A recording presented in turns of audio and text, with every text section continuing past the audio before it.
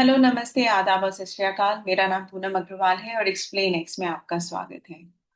मेरे जीवन का ये सबसे डिफिकल्ट वीडियो है क्योंकि इसे बनाने के लिए मुझे पिछले 24 घंटे में काफी मेहनत जुटानी पड़ी। प्रोफेसर जगदीप चोकर जी, जो कि फाउंडिंग मेंबर थे एसोसिएशन फॉर डेमोक्रेटिक रिफॉर्म के, उनका निधन हो गया 12 सितंबर को। उनके निधन की सूचना जैसे ही लोगों को मिली, एक तरह से सबको झटका लगा क्योंकि वो जिस तरह के इंसान थे, उन्होंने अपने आखिरी दिनों में भी काम किया। वो एक ऐसे इंसान थे जिन्होंने इलेक्टोरल रिफॉर्म पर सालों से, दशकों से मेहनत की। और एडीआर एक ऐसी संस्थान है जिसने हमेशा सवाल उठाए हैं ताकि डेमोक्रेसी को बचाया जा सके। उन्होंने कई सारे रिफॉर्म के ऊपर, एडीआर ने और उनके जितने भी फाउंडिंग मेंबर्स हैं, उन्होंने एप्लीकेशंस, पिटिशंस सुप्रीम कोर्ट में लगाए, जिसके हमने देखा कि पिछले कई सालों में कई सारी चीजों को बाहर आने में मदद मिली है, पब्लिक डोमेन में उन चीजों को लाया गया है।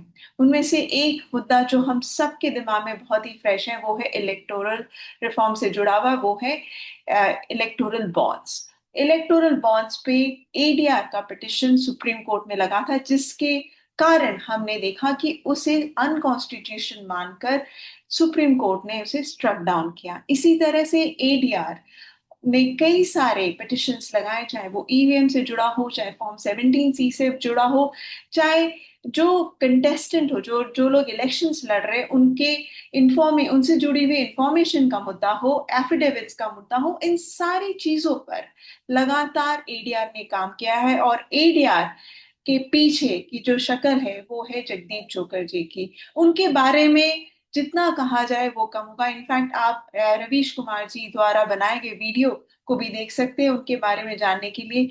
ये वीडियो मैं खास तौर पे पर्सनल नोट पे बना रही हूँ क्योंकि मेरा और उनका जो कॉन्वर्सेशन और जिस तरह की बातें हम भी हमारे बीच में हुई, एक रिफॉर्म से रिलेटेड, डेमोक्रेसी से रिलेटेड, चाहे वो इलेक्शन कमीशन से रिलेटेड हो, वो इस लेवल पे होती थी कि एज ए जर्नलिस्ट मुझे कई सारे सवाल होते थे। और मिस्टर चोकर एक वैसे थे कि वो कभी भी इस तरह से प्रोजेक्ट नहीं करते थे कि मुझे सब पता है और मैं जो बोल रहा हूँ वही सही है। वो एक डिस्कशन होता था। और खास तौर पे मेरा और जगदीप जी का कॉन्वर्सेशन 2024 लोकसभा इलेक्शन से ज्यादा हो गया। इनफैक्ट उससे पहले भी होता था क्योंकि इलेक्टोरल बॉन्ड से जुड़ी हुई चीजें जो भी कोर्ट में आती थी, उस बारे में हम डिस्कस करते थे, क्योंकि आपको जैसे पता है कि वो पिटिशन भी सुप्रीम कोर्ट में करीब करीब 5 से 6 साल तक रहा, उसके बाद ये जजमेंट आया। तो कई बार जगदीप सर से मैं कह रही कि सर, कितना लंबा समय चल रहा है, क्या उस पर स्टे नहीं हो सकता, क्या सुप्रीम कोर्ट ये ऑर्डर नहीं दे सकती? हम सबको पता है कि ये अनकॉन्स्टिट्यूशनल है, फिर भी ये मुद्दा क्यों नहीं खत्म हो रहा है? तो 5 6 साल तक ये बातचीत हमारे बीच में चलती थी। कई बार वो बोलते थे कि सुप्रीम कोर्ट का मैटर है, वो जाने वो कैसे होगा, लेकिन हमें तो अपनी लड़ाई लड़नी होगी। वो कई बार फ्रस्ट्रेट भी हो जाते थे, कई बार परेशान हो जाते थे, लेकिन कभी गिव अप नहीं करते। वो कहते थे हमें अपना काम करना है।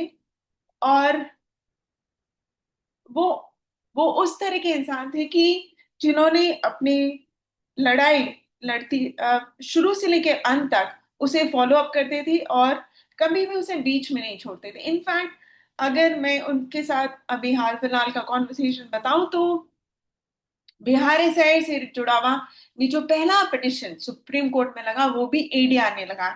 इनफैक्ट जैसे ही बिहार एसआईआर का नोटिफिकेशन आया, उस पर उनसे मेरी बात हुई। उन्होंने तुरंत बोला कि मैं देख रहा हूं कि इस पर क्या हमारा संविधान कहता है, क्या लॉ कहता है, क्या इलेक्शन रूल्स कहते हैं, उसके बाद हम तय करेंगे कि हमें सुप्रीम कोर्ट जाना है कि नहीं। लेकिन उन्होंने साथ में ये भी कहा कि जिस तरह से नोटिफिकेशन जारी हुआ है, उससे तो ये लगता है कि ये लॉफुल नहीं है, ये अनकॉन्स्टिट्यूशनल है।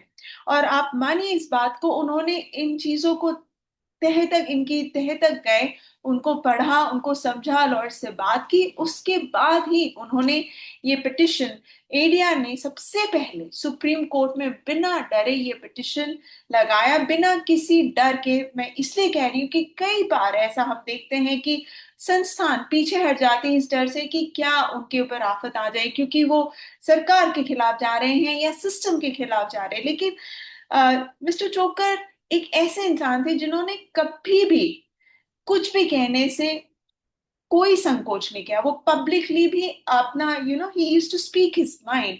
वो कभी भी अपने आप को रोकते नहीं थे सच बोलने से। और उनके अंदर जो जज्बा होता था वो हमेशा ये होता था कि हम जब जानते हैं कि ये गलत है तो इस पर हम लड़ेंगे, और लीगली लड़ेंगे और सही तरीके से लड़ेंगे, ताकि जो भी सोल्यूशन हमें मिले वो हम उसे इम्प्लीमेंट कर सके। तो उन्होंने इस लड़ाई को हमेशा जारी रखा। और आज जो हम देख रहे हैं इतनी सारी चीजें, चाहे वो इलेक्टोरल बॉन्ड से जुड़ी हो, चाहे इलेक्शन रिफॉर्म से जुड़ी हो, चाहे किसी भी तरह से इलेक्टोरल रिफॉर्म से या इलेक्शन प्रोसेस से जुड़ा हो, वो आज उसमें जगदीप जी का बहुत बड़ा योगदान है। और आज जब वो नहीं रहे हैं, उनकी कमी हर इंसान को महसूस हो रही है जिन्होंने उनके साथ काम किया है। क्योंकि वो ना सिर्फ एक बहुत ही इंटेलिजेंट इंसान थे, बल्कि वो एक ऐसे इंसान थे जिनके अंदर एक डेडिकेशन था। 80 साल की उम्र में भी उन्होंने डेडिकेटेडली इन चीजों को किया, इन काम को करते आए। और उन्होंने कभी भी ये नहीं कहा कि मैं इसको नहीं करूंगा, क्योंकि अगर ऐसा करा तो शायद मुझे कोई प्रॉब्लम ना हो जाए। कभी भी उन्होंने इस तरह की बातें नहीं की। उन्होंने हमेशा ये कहा कि जो सही है वो मैं करूंगा, लोग चाहे जो भी सवाल उठाएं, उससे उनकी संस्थान को या उन्हें कोई फर्क नहीं पड़ता था। इनफैक्ट उन्होंने एक चीज और कही हमेशा, ये बात कि मैं कभी भी, हालांकि मैं इलेक्शंस पे काम करता हूँ, इलेक्टोरल प्रोसेस पे काम करता हूँ, लेकिन मैं कभी भी पॉलिटिकल पार्टीज के साथ स्टेज नहीं शेयर करना चाहता। और मैं उन्हें एक तरह से दूर ही रखना चाहता हूँ कि पॉलिटिकल पार्टीज उनके हिसाब से सब एक जैसे ही हैं। और सब जो भी, जितना, जहां तक पॉलिटिकल पार्टीज का सवाल है, वो ये भी कहते थे कि अगर पॉलिटिकल पार्टीज अपना काम सही तरीके से करें तो शायद एडीआर की जरूरत ही ना पड़े। तो वो उस सोच के साथ आते थे। और आज जब वो हमारे बीच नहीं है, मेरे ख्याल से ये एक बहुत बड़ा झटका हम सबको लगा है। क्योंकि उनकी जो लड़ाई है वो अब, उनको तो कोई रिप्लेस नहीं कर सकता, लेकिन उनके साथ जो जुड़े हुए हैं लोग, वो सब, उनकी कोशिश रही कि उनकी लड़ाई को कंटिन्यू कर सके और करते रहे। इनफैक्ट 2 दिन पहले ही, 10 तारीख को ही, जब लास्ट सुप्रीम कोर्ट का ऑर्डर आया था बिहार एसआईआर के ऊपर, तब भी वो एक्टिवली कह रहे थे कि ये ऑर्डर तो आया है, लेकिन ये ऑर्डर लाने में भी कि आधार को इंक्लूड किया जाए उस 11 डॉक्यूमेंट में, उसे 12वां डॉक्यूमेंट बनाया जाए, इस ऑर्डर को पाने के लिए भी कितने लोगों ने मेहनत की, कितनी हियरिंग्स हुई, तब जाके हमें ये ऑर्डर मिला। और ये सीधा सीधा ये भी दिखाता है कि इतनी तबीयत खराब होने के बावजूद भी वो इस इन चीजों को लेकर जुड़े रहे और इस पे नजर रखते रहे। इनफैक्ट लास्ट के कुछ दिनों में मेरी बात उनसे लगातार हो रही थी। उन्होंने, उनका शोल्डर फ्रैक्चर हो गया था दाएं तरफ में, और वो गिर गए थे जब वो विजिट कर रहे थे बैंगलोर में। तब मेरी बात हुई थी, उन्होंने 2 दिन बाद उन्होंने बताया कि कितने प्रॉब्लम में हैं, और इस फ्रैक्चर के कारण वो अब, ब्रीदिंग प्रॉब्लम भी उनकी बढ़ गई है और वो सो भी नहीं पा रहे, और कई दिनों तक वो सो नहीं पा रहे थे बेड पे। कभी वो चेयर पे सोते थे, कभी वो बेड पे। तो इस तरह का प्रोसेस चलता रहा और काफी परेशान थे तबीयत को लेकर। फिर भी उन्होंने कभी भी किसी भी यूट्यूब चैनल हो, चाहे मीडिया में हो, चाहे न्यूज चैनल में हो, चाहे पेपर हो, किसी को भी इंटरव्यू देने से या बात करने से मना नहीं किया। उन्होंने अपना काम जो जरूरी था वो करते रहे, इतने बीमार होने के बावजूद भी। और आप देखें तो आखिरी वक्त तक वो काम करते रहे। इनफैक्ट उन्होंने एक चीज जो मुझे कही, और वो हमेशा मेरे साथ रह जाएगा, और है, उन्होंने हमेशा एक बात मुझे कही कि तुम बिना झिझक मुझे फोन कर सकती हो पूनम। तुम ही एक जर्नलिस्ट हो जिसका मैं फोन हमेशा उठाऊंगा।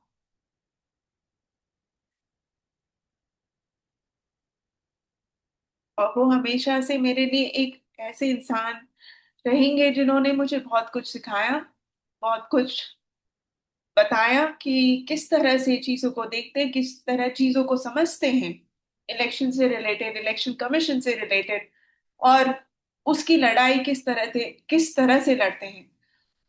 ये लड़ाई आसान नहीं है, सवाल उठाना आज के दिनों में आसान नहीं है, और खास तौर पे आप जब उन चीजों को छेड़ रहे हैं जिसको लेकर सरकार खुद इतनी सेंसिटिव हो। तो एडीआर जैसी संस्थान और जगदीप चोकर जैसे इंसान बहुत कम होते हैं। तो अब जब वो हमारे बीच नहीं है, तो हमारी जिम्मेदारी है कि जो उनकी सोच थी डेमोक्रेसी को लेकर, और जो वो चाहते थे कि देश में डेमोक्रेसी, इलेक्शंस, ये सारे एक ऐसे फ्री एंड फेयर और ट्रांसपेरेंट तरीके से हो, वो सोच रखते थे वो। तो अब ये हमारी जिम्मेदारी है कि हम इसकी तरफ कुछ अपना योगदान भी करें और कोशिश करें कि जहां जो भी गलत हो, अगर इलेक्शन की प्रक्रिया में आपको कुछ गलती दिख रही है या अदरवाइज भी कुछ गलत हो, तो उस पर सवाल उठाएं। तभी आप और हम डेमोक्रेसी को बचा सकेंगे। जगदीप चोकर जी जो कर गए हैं, उसके कारण ही आप और हम आज अपने देश में डेमोक्रेसी, जो जिस सिचुएशन में भी है, उसे देख पा रहे हैं। हालांकि हालात उतने अच्छे नहीं हैं, लेकिन फिर भी लड़ाई लड़ते रहना पड़ेगा ताकि इलेक्शन, जो कि that's the core of democracy, वो हमारे देश में एक ट्रांसपेरेंट तरीके से होता रहे। मेरे ख्याल से इससे ज्यादा मेरे लिए बोलना मुश्किल होगा। So thank you so much for watching this video, and please pray for his wellbeing जहां भी हैं वो। अच्छी जगह है, I am sure. So may his soul rest in peace. Thank you.